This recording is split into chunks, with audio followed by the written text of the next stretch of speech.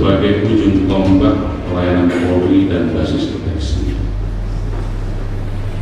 Sebelum saya melanjutkan, saya ingin menyampaikan apa yang menjadi latar belakang kegiatan sosialisasi. Kegiatan sosialisasi ini walaupun terlihat semacam kegiatan yang formalitas, tetapi saya minta kepada seluruh peserta ambil hal yang bersifat esensi dari apa yang menjadi tugas Polsek sebagai basis deteksi dan ujung tombak pelayanan Polri.